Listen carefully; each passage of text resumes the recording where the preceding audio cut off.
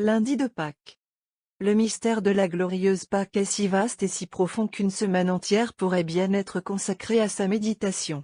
Hier, nous nous sommes limités à la résurrection de notre Rédempteur du tombeau et à nous montrer, dans 6 apparitions différentes, à ceux qui lui étaient chers. Nous continuerons à lui donner l'adoration, la gratitude et l'amour, qui lui sont si justement faits pour le triomphe, qui est à la fois le sien et le nôtre. Mais il nous incombe aussi d'étudier respectueusement les leçons véhiculées par la résurrection de notre divin Maître, afin que la lumière du grand mystère brille le plus abondamment sur nous, et que notre joie soit plus grande. Et tout d'abord, qu'est-ce que le Pâques? Les Écritures nous disent que c'est l'immolation de l'agneau. Pour comprendre la Pâque, nous devons d'abord comprendre le mystère de l'agneau. Dès les premiers âges de l'Église chrétienne, nous trouvons l'agneau représenté, dans les mosaïques et les fresques des basiliques, comme le symbole du sacrifice et du triomphe du Christ. Son attitude de douceur douce exprimait l'amour avec lequel notre Jésus a versé son sang pour nous. Mais il a été placé debout sur une colline verdoyante, avec les 4 fleuves du paradis qui coulent sous ses pieds, signifiant les 4 évangiles qui ont fait connaître la gloire de son nom sur toute la terre. À une époque ultérieure, l'agneau était représenté tenant une croix, à laquelle était attachée une bannière, et c'est la forme sous laquelle nous avons maintenant le symbole de l'agneau de Dieu. Depuis que le péché est entré dans le monde, l'homme a besoin de l'agneau. Sans l'agneau, il n'aurait jamais pu hériter du ciel, mais aurait été, pour l'éternité, un objet de la juste colère de Dieu. Au tout début du monde, le juste Abel a attiré sur lui la miséricorde de Dieu en offrant sur un autel engazonné le plus bel agneau de son troupeau. Il a lui-même été sacrifié, comme un agneau, par la main meurtrière de son frère, et est ainsi devenu une sorte de notre divin agneau, Jésus, qui a été tué par ses propres frères israélites. Quand Abraham monta sur la montagne pour faire le sacrifice que Dieu lui commandait, il immola, sur l'autel préparé pour Isaac, le bélier qu'il trouva au milieu des épines. Plus tard, Dieu parla à Moïse et lui révéla la Pâque. Elle consistait en un agneau qui devait être tué et mangé. Il y a quelques jours, nous étions lus le passage du livre de l'Exode où Dieu donne ce rite à son peuple. L'agneau pascal devait être sans tache. Son sang devait être saupoudré comme une protection contre l'ange destructeur, et sa chair devait être mangée. C'était le premier Pâques. C'était plus expressif en tant que figure, mais vide de réalité. Pendant 1500 ans, il a été célébré par le peuple de Dieu, et les esprits spirituels parmi les Juifs savaient que c'était le type d'un futur agneau. À l'époque des grands prophètes, Isaïe a prié Dieu d'accomplir la promesse qu'il avait faite au commencement du monde. Nous avons uni en cela sa prière sublime et inspirée, quand, pendant l'Avent, l'Église nous a lu ces magnifiques prophéties. Avec quelle ferveur avons-nous répété ces paroles? Envoie, Seigneur, l'agneau, le souverain de la terre. Isaïe 16. 1. Cet agneau était le Messias tant attendu, et nous nous sommes dit, quelle Pâque ne sera-t-il pas, dans lequel un tel agneau sera victime? Quelle fête, où il doit être la nourriture des festins. Quand la plénitude des temps est venue et que Dieu a envoyé son Fils Galates 4:2.4, sur notre terre, ce Verbe fait chair, après 30 ans de vie cachée, s'est manifesté aux hommes. Il vint au Jourdain, où Jean baptisait. À peine le Saint Baptiste le voit-il qu'il dit à ses disciples, « Voici l'agneau de Dieu. Voici celui qui enlève le péché du monde. » Jean 1. 29, par ces mots, le Saint Précurseur proclama le Pâques, car il disait pratiquement aux hommes que la terre possédait alors le véritable agneau, l'agneau de Dieu, dont elle avait été attendue il y a 4000 ans.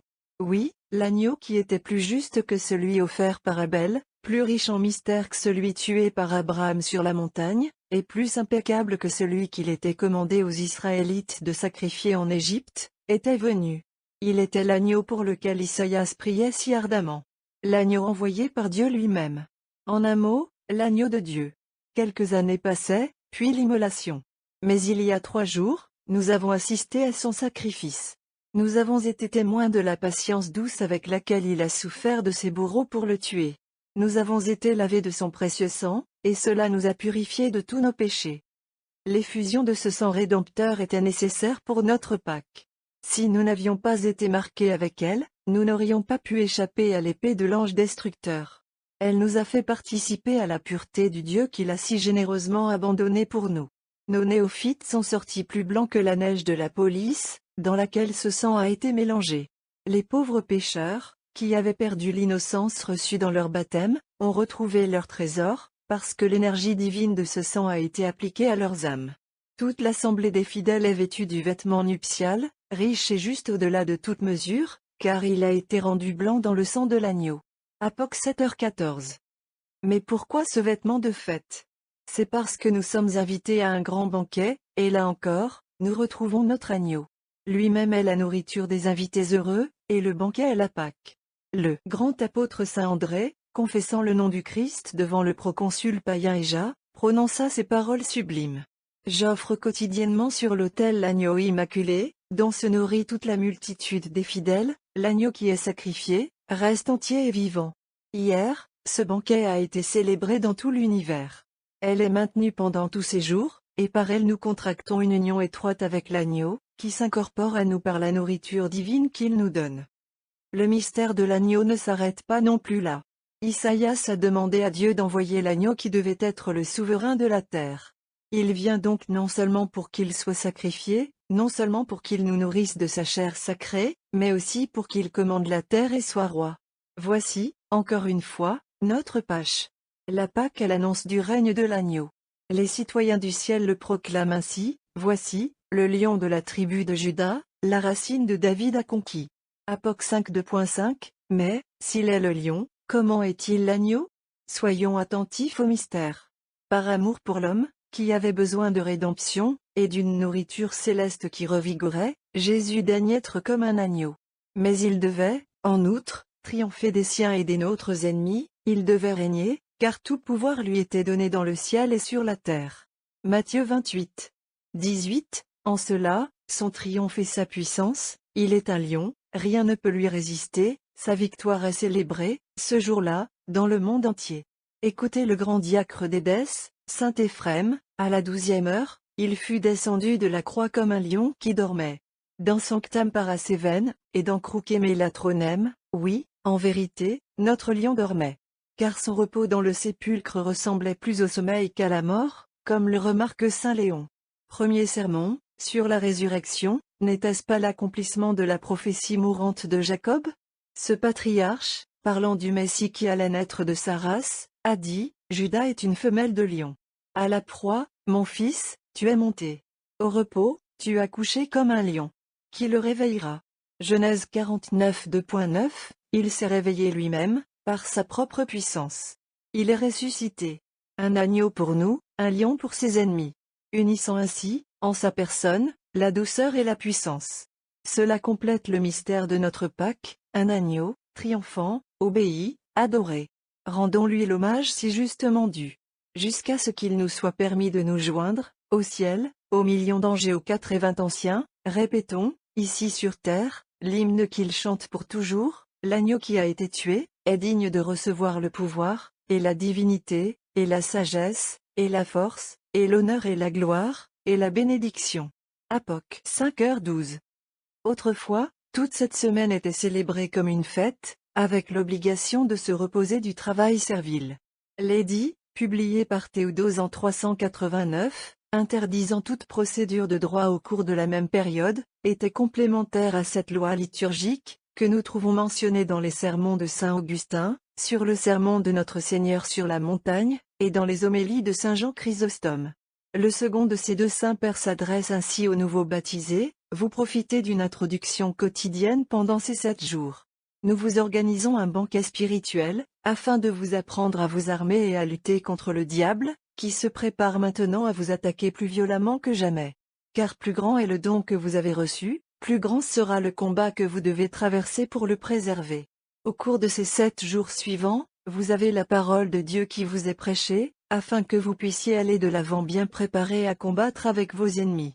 De plus, vous savez qu'il est habituel de maintenir une fête nuptiale pendant 7 jours, vous célébrez maintenant un mariage spirituel, et c'est pourquoi nous avons établi la coutume d'une solennité de 7 jours. Homélie de résurrectionner. Les fidèles de l'époque appréciaient et aimaient si ardemment la liturgie, tant ils s'intéressaient aux enfants nouvellement faits de la Sainte Mère Église, qu'ils ont traversé avec joie tout le service de cette semaine. Leur cœur était rempli de la joie de la résurrection, et ils pensaient qu'il était juste de consacrer tout leur temps à sa célébration. Les conseils établissaient des canons, transformant la coutume pieuse en une loi formelle. Le Concile de Mâcon, en 585, prononce ainsi son décret: il nous incombe à tous de célébrer avec ferveur la fête de la Pâque, au cours de laquelle notre grand souverain sacrificateur a été tué pour nos péchés, et de l'honorer en observant attentivement tout ce qu'elle prescrit. Que personne ne fasse donc d'œuvre servile pendant ces 6 jours, qui ont suivi le dimanche, mais que tous se réunissent pour chanter les hymnes de Pâques, aider au sacrifice quotidien et louer notre Créateur et Rédempteur le soir, le matin et le milieu de la journée. Canon 2, Lab, T. V. Les conciles de Mayence, 813, et de Meaux, 845, établissent des règles similaires. Nous trouvons la même chose prescrite en Espagne au 7e siècle, par les édits des rois Rossesouin et Wamba. L'Église grecque les renouvela dans son concile de Trullo. Charlemagne, Louis le Bon, Charles le Chauve, ont sanctionné les capitulaires. Et les canonistes des 11e et 12e siècles, Burchard, Saint-Yvaud de Chartres, Gratien, nous disent qu'ils étaient en vigueur en leur temps. Enfin, le pape Grégoire IX les a insérés dans l'une de ses décrétales, au XVIIIe siècle. Mais leur observance était alors tombée en désuétude, du moins dans de nombreux endroits. Le concile tenu à Constance, en 1094, réduisit la solennité de Pâques au lundi et au mardi. Les 2 grands liturgistes, Jean Bellétu au XIIe et Durand-Du au XIIIe siècle, nous informent qu'à leur époque, c'était la pratique en France.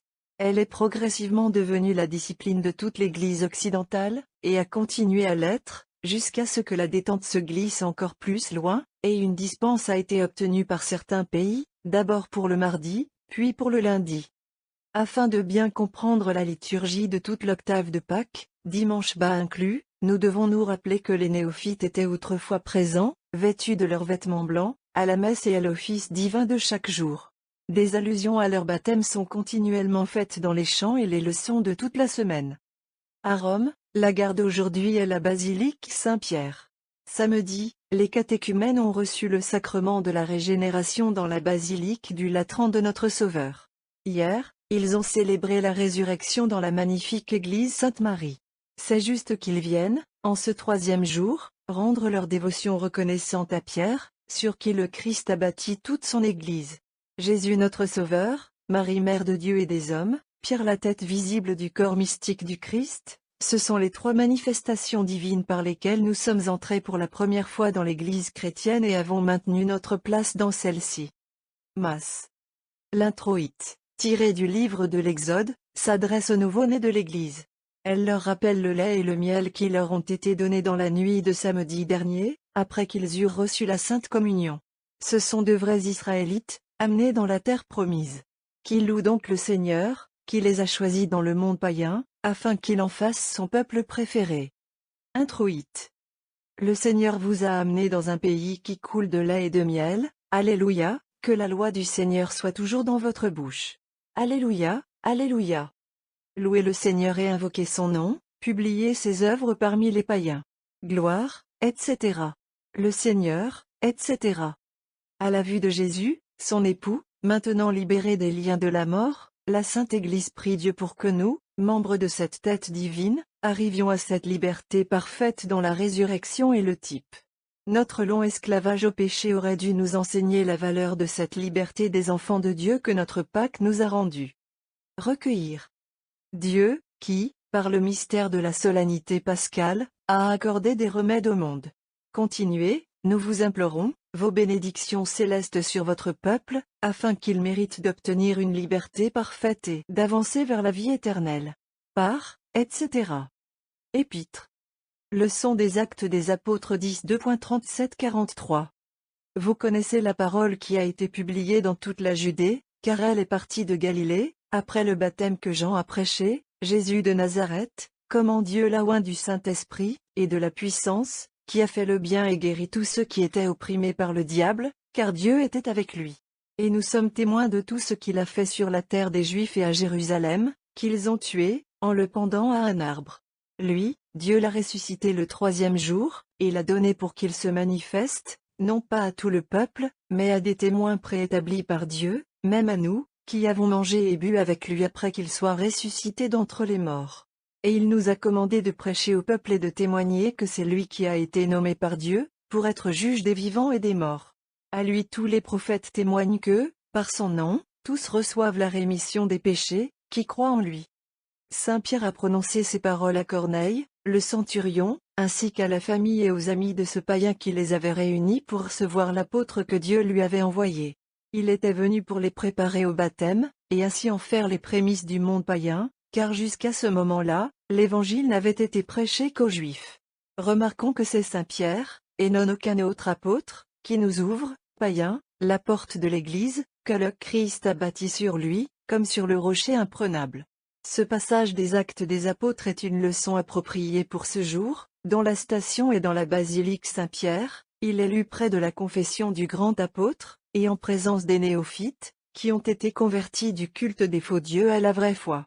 Observons aussi la méthode utilisée par l'apôtre dans la conversion de Corneille et des autres païens. Il commence par leur parler de Jésus. Il leur parle des miracles qu'il a accomplis. Puis, après avoir raconté comment il est mort la mort ignominieuse de la croix, il insiste sur le fait de la résurrection comme la garantie sûre qu'il est vraiment Dieu. Il les instruit ensuite sur la mission des apôtres, dont le témoignage doit être reçu, un témoignage qui porte la persuasion avec lui, voyant qu'il était le plus désintéressé, et ne leur a servi de rien d'autre que la persécution. Il croit donc au Fils de Dieu fait chair, qui a fait le bien, accompli toutes sortes de miracles, qui est mort sur la croix, est ressuscité d'entre les morts, et a confié à certains hommes, choisis par lui-même, la mission de poursuivre sur la terre le ministère qu'il avait commencé. Celui qui confesse tout cela est digne de recevoir, par le saint baptême, la rémission de ses péchés. Tel est le sort heureux de Corneille et de ses compagnons. Telle a été celle de nos néophytes. Puis est chanté le graduel, qui répète l'expression de la joie pascale. Le verset, cependant, est différent de celui d'hier et variera chaque jour jusqu'à vendredi. Le verset de l'Alléluia décrit l'ange descendant du ciel, afin qu'il puisse ouvrir le sépulcre vide et manifester la victoire auto-gagnée du Rédempteur. Graduel. C'est le jour que le Seigneur a fait, réjouissons-nous et réjouissons-nous. Qu'Israël dise maintenant que le Seigneur est bon, que sa miséricorde perdure pour toujours. Alléluia, Alléluia. Un ange du Seigneur descendit du ciel. Et venant, il retourna la pierre et s'assit dessus. La séquence, Victime et Pascalie, date du dimanche de Pâques. Évangile. Suite du Saint-Évangile selon Luc 24 2.13-35. Et voici, deux d'entre eux sont allés, le même jour, dans une ville qui était à 60 furlongs de Jérusalem, nommée Emmaüs. Et ils ont parlé ensemble de toutes ces choses qui s'étaient passées. Et il arriva que, pendant qu'ils parlaient et raisonnaient avec eux-mêmes, Jésus lui-même s'approchant aussi, les accompagnait. Mais leurs yeux étaient tenus, qu'ils ne devraient pas le connaître. Et il leur a dit, « Quels sont ces discours que vous tenez l'un avec l'autre en marchant, et que vous êtes tristes ?» Et celui d'entre eux, dont le nom était Cléophas, répondant, lui dit, « Es-tu seulement un étranger à Jérusalem, et n'as pas connu les choses qui y ont été faites en ces jours ?» À qui il a dit, « Quelles choses ?» Et ils ont dit, « Concernant Jésus de Nazareth, qui était un prophète, puissant dans l'œuvre et la parole devant Dieu et tout le peuple, et comment nos principaux sacrificateurs et princes l'ont délivré pour être condamné à mort, et l'ont crucifié. Mais nous espérions que c'était lui qui aurait dû racheter Israël, et maintenant, en plus de tout cela, aujourd'hui est le 3e jour depuis que ces choses ont été faites. Oui, et certaines femmes aussi de notre compagnie nous ont affrêtés, qui avant qu'il ne fasse jour, étaient au sépulcre, et ne trouvant pas son corps, sont venues, disant, qu'elles avaient aussi vu une vision d'anges, qui disent qu'il est vivant. Et certains de nos gens sont allés au sépulcre, et l'ont trouvé ainsi comme les femmes l'avaient dit, mais lui ils n'ont pas trouvé. Puis il leur dit, ô insensés, et lents de cœur à croire en toutes choses que les prophètes ont dites. Le Christ n'aurait-il pas dû souffrir ces choses, et ainsi entrer dans sa gloire? Et à partir de Moïse et de tous les prophètes, il leur a expliqué dans toutes les Écritures, les choses qui le concernaient. Et ils s'approchèrent de la ville, où ils allaient, et il fit comme s'il irait plus loin. Mais ils l'ont contraint, en disant, restez avec nous, parce que c'est vers le soir, et la journée est maintenant loin d'être dépensée. Et il est entré avec eux. Et cela arriva, alors qu'il était à table avec eux, il prit du pain, et bénit, et freina, et leur donna. Et leurs yeux s'ouvrirent, et ils le connaissaient, et il disparut hors de leur vue. Et ils dirent l'un à l'autre, notre cœur ne brûlait-il pas en nous, alors qu'il parlait de cette façon, et nous ouvrait les Écritures? Et en se levant, à la même heure, Ils retournèrent à Jérusalem, et ils trouvèrent les 11 rassemblés, et ceux qui restaient avec eux, disant, « Le Seigneur est vraiment ressuscité, et est apparu à Simon. » Et ils ont dit ce qui a été fait dans le chemin, et comment ils le connaissaient à la fraction du pain.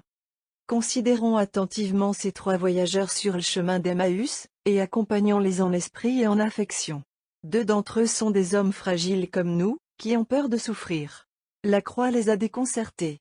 Ils ne peuvent persévérer dans la foi que s'ils trouvent qu'elle leur apporte gloire et succès. Ô cœur fou et lent! Dit le 3e, le Christ n'aurait-il pas dû souffrir, et ainsi entrer dans sa gloire? Jusqu'à présent, nous avons nous-mêmes été comme ces 2 disciples. Nos sentiments ont été plus ceux du juif que du chrétien. D'où notre amour des choses terrestres, qui nous a rendus indifférents à ceux qui sont célestes, et nous a ainsi exposés au péché. Nous ne pouvons pas, pour le temps à venir, être ainsi pensés. La glorieuse résurrection de notre Jésus nous enseigne avec éloquence comment regarder les croix qui nous ont été envoyées par Dieu. Aussi grandes que soient nos futures épreuves, nous ne sommes pas susceptibles d'être cloués à un croisement entre 2 voleurs. C'est ce que le Fils de Dieu a dû subir, mais les souffrances du vendredi ont-elles gâché la splendeur royale du triomphe du dimanche? Non, sa gloire actuelle n'est-elle pas redoublée par ses humiliations passées? Par conséquent, ne soyons pas lâches quand viendra le temps du sacrifice. Pensons à la récompense éternelle qui va suivre. Ces 2 disciples ne savaient pas que c'était Jésus qui leur parlait. Et pourtant, à peine leur expliqua-t-il le plan de la sagesse et de la bonté de Dieu, qu'ils comprirent le mystère de la souffrance. Leur cœur brûlait en eux en l'entendant expliquer comment la croix mène à la couronne. Et s'ils n'avaient pas tenu leurs yeux pour qu'ils ne le connaissent pas, ils auraient découvert par ces paroles que leur instructeur était Jésus. Il en sera de même pour nous, si nous lui permettons de nous parler. Nous comprendrons comment le disciple n'est pas au-dessus du maître.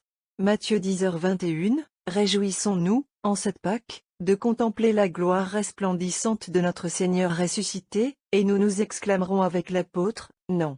Les souffrances de ce temps ne sont pas dignes d'être comparées à la gloire à venir, qui sera révélée en nous. Romains 8h18. Maintenant que les efforts déployés par le chrétien pour sa conversion sont récompensés par l'honneur d'approcher le saint banquet vêtu du vêtement nuptial, il y a une autre considération qui force notre attention, à partir de la lecture de l'évangile d'aujourd'hui. C'est pendant la fraction du pain que les yeux des 2 disciples se sont ouverts pour reconnaître leur maître. La nourriture sacrée que nous recevons, et dont toute la vertu vient de la parole du Christ, donne de la lumière à nos âmes, et leur permet de voir ce qui était caché auparavant. Oui, c'est l'effet produit en nous par le mystère divin de notre Pâque, à condition que nous soyons du nombre de ceux qui sont ainsi décrits par le pieux auteur de la suite du Christ. Ils connaissent vraiment leur Seigneur dans la fraction du pain, dont le cœur brûle si puissamment en eux, de la marche de Jésus avec eux. Livre 4, ch 14, donnons-nous donc sans réserve à notre Jésus ressuscité. Nous lui appartenons aujourd'hui plus que jamais, non seulement à cause de sa mort, mais aussi parce qu'il est ressuscité, pour nous. Imitons les disciples d'Emmaüs et, comme eux, devenons fidèles, joyeux et désireux de montrer, par notre conduite, cette nouveauté de vie dont parle l'apôtre, Romains 6, 4, et que nous nous devons à nous-mêmes, en voyant que le Christ nous a tant aimés, qu'il souhaite que sa propre résurrection soit aussi la nôtre. La raison du choix de cet évangile pour aujourd'hui est que la station se tient dans la basilique Saint-Pierre. Saint Luc nous dit ici que les 2 disciples ont trouvé les apôtres déjà conscients de la résurrection de leur maître. Il est apparu, dit-il, à Simon. Nous avons parlé hier de la faveur ainsi accordée au prince des apôtres, que l'Église romaine commémore si justement dans l'office d'aujourd'hui. L'offertoire consiste en un texte du Saint-Évangile, se référant aux circonstances de la résurrection de notre Seigneur. Offertoire. Un ange du Seigneur est descendu du ciel et a dit aux femmes, « Celui que vous cherchez, est ressuscité, comme il vous l'a dit, Alléluia ». Dans le secret, l'Église prie pour que le sacrement pascal soit pour ses enfants une nourriture qui les nourrit jusqu'à l'immortalité, et qu'il les unit, en tant que membres, à leur tête divine, non seulement pour le temps, mais même pour l'éternité. Secret. Recevez, Seigneur, nous te supplions, les prières de ton peuple, ainsi que les offrandes de ces hosties, que ce qui est consacré par ces mystères pascals, puisse, par l'aide de ta grâce, nous servir à la vie éternelle. Par, etc. Pendant la communion, l'Église rappelle aux fidèles la visite faite par le Sauveur, après sa résurrection, à Saint-Pierre. La foi de la résurrection est la foi de Pierre, et la foi de Pierre est le fondement de l'Église et le lien de l'unité catholique. Communion. Le Seigneur est ressuscité, et est apparu à Pierre, Alléluia. Dans la post-communion, l'Église prie à nouveau pour que ses enfants, qui ont été invités à la fête de l'agneau, aient cet esprit de concorde qui devrait régner parmi les membres d'une seule et même famille, dont l'union a été à nouveau cimentée par la Pâque de cette année. Post-communion. Déverse sur nous, Seigneur, l'esprit de ton amour, afin que ceux que tu as remplis du sacrement pascal puissent, par ta bonté, vivre en parfaite concorde. Par, etc. Vêpres. Les vêpres sont les mêmes qu'hier, à l'exception du Magnificat antiphon et du collecte. Anti-NDU Magnificat. Fourmis. Quels sont ces discours que vous tenez les uns avec les autres, et qui sont tristes? Alléluia. Prions. Ô Dieu, qui, par le mystère de la solennité pascale, a accordé des remèdes au monde. Continuez, nous vous implorons, vos bénédictions célestes sur votre peuple, afin qu'il mérite d'obtenir une liberté parfaite et d'avancer vers la vie éternelle. Par, etc. Glorifions le Fils de Dieu pour avoir, en ce deuxième jour de la création, fait le firmament, et divisé les eaux qui étaient en dessous de celles qui étaient au-dessus. Les saints pères ont, en commentant ces paroles mystérieuses, préféré le sens spirituel au sens matériel. Nous reconnaissons ici la main puissante de Dieu, qui a fortifié son œuvre et établi un équilibre entre ces éléments qui se sont confondus dans le chaos. La liturgie mozarabe nous donne la belle prière suivante, avec laquelle louer notre Créateur dans cette partie de son œuvre. Capitula. Ô Christ, notre Dieu, qui, en créant le firmament le deuxième jour, n'a pas préfiguré la solidité des Écritures sur lesquelles repose ton Église, et qui, par la séparation des eaux, désigna la séparation des cœurs célestes des anges de la création faible et inférieure, homme, ô toi, l'auteur des deux testaments, qui accomplit la figure de l'ancien sacrifice par la nouvelle alliance de l'immolation de ton corps, accorde, que par la compréhension et la sagesse, nous pouvons être associés aux puissances angéliques, comme aux eaux qui sont au-dessus de nous, et nous pouvons toujours tendre vers les choses célestes. Que la solidité des deux lois soit si fixée dans nos cœurs, afin que la puissance de ta résurrection nous conduise à une joie infinie. Terminons la journée par deux préfaces sur le mystère de la résurrection. Le premier est celui utilisé, par la liturgie ambrosienne, le dimanche de Pâques. Préface. Il est vraiment rencontré et juste et disponible pour le salut, que nous te rendions grâce et que nous te louions avec dévotion, ô Dieu saint et tout-puissant, adorable Père, auteur et créateur de toutes choses. Car ce Christ Jésus, ton Fils, bien que Seigneur de majesté, a daigné souffrir la croix pour la rédemption de l'humanité. C'est cela qu'Abraham, tant d'années passées, a préfiguré en son Fils. C'est ce que le peuple mosaïque a caractérisé par l'immolation d'un agneau impeccable. C'est lui qui a chanté les saints prophètes, qui devait porter sur lui les péchés de tous les hommes et effacer leurs crimes. C'est la Pâque, anoblie par le sang du Christ, qui fait exulter les fidèles avec une dévotion particulière. Ô mystère plein de grâce! Ô mystère ineffable de la munificence de Dieu! Ô jamais être honoré fête des fêtes! Sur quoi le Christ s'est donné aux hommes pour qu'ils le tuent, et ceci pour qu'ils rançonnent les esclaves. Ô vraiment béni la mort, qui a desserré les liens de la mort. Maintenant, que le prince de l'enfer se sent écrasé. Maintenant, nous qui avons été arrachés à l'abîme, réjouissons-nous d'avoir été exaltés au royaume des cieux. La préface suivante est celle utilisée par l'ancienne Église des Gaules, pour célébrer le mystère de notre agneau pascal. Immolatio.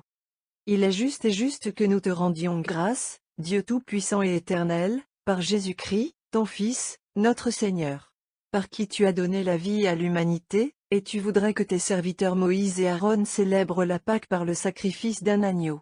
Ce même rite, tu as ordonné d'être observé et rappelé dans les temps passés, jusqu'à la venue de notre Seigneur Jésus-Christ, qui a été conduit comme un agneau à l'abattoir. Il est l'agneau immaculé, qui a été tué par le premier peuple de Dieu, quand ils ont gardé leur première Pâque en Égypte. Il est le bélier pris des épines au sommet d'une haute montagne, destiné au sacrifice. Il est le veau gras, tué sous la tente de notre père Abraham, afin qu'il puisse être servi à ses invités. Nous célébrons sa passion et sa résurrection. Nous attendons avec impatience, avec espoir, sa dernière venue. Et maintenant, réchauffons nos cœurs au mystère pascal, par cette admirable séquence d'Adam de Saint-Victor. Séquence. Salut, jour des jours. Joyeux jour de la victoire de Jésus. Journée digne d'une joie incessante. Au premier des jours. C'est en ce jour que la lumière divine a réjoui les aveugles de son éclat. Que le Christ a volé son butin à l'enfer, vaincu la mort et fait la paix entre le ciel et la terre. La sentence du roi éternel concluait tout sous le péché, afin que les faibles puissent être rendus forts par la grâce céleste. Et quand le monde entier se dirigeait vers l'abîme, la puissance et la sagesse de Dieu ont adouci sa colère par sa miséricorde. Le vieil ennemi, l'auteur du péché, nous a insultés dans notre misère, car il ne nous restait plus aucun espoir du pardon de nos péchés. Le monde désespérait d'un remède, quand l'eau. Alors que toute chose était dans un silence silencieux, Dieu le Père leur envoya son Fils qui n'avait aucun espoir. Le voleur avide, le monstre infernal, a vu la chair, mais pas le piège, il a saisi l'hameçon et a été attrapé. Nous avons été rétablis dans notre dignité d'antan par Jésus, dont la résurrection nous réjouit maintenant. Lui, le restaurateur de l'humanité, ressuscita libre d'entre les morts. Il porta ses brebis, sur ses épaules, au ciel. La paix se fait entre les anges et les hommes. Les rangs célestes sont remplis, louange, louange éternelle est due à notre Seigneur triomphant. Que la voix de l'Église mère se mêle en harmonie avec celle du ciel. Que les fidèles chantent maintenant, sans cesse, leur Alléluia. Un triomphe a été gagné sur le pouvoir de la mort. Réjouissons-nous du triomphe. Paix sur la terre, et jubilé au ciel. Amen.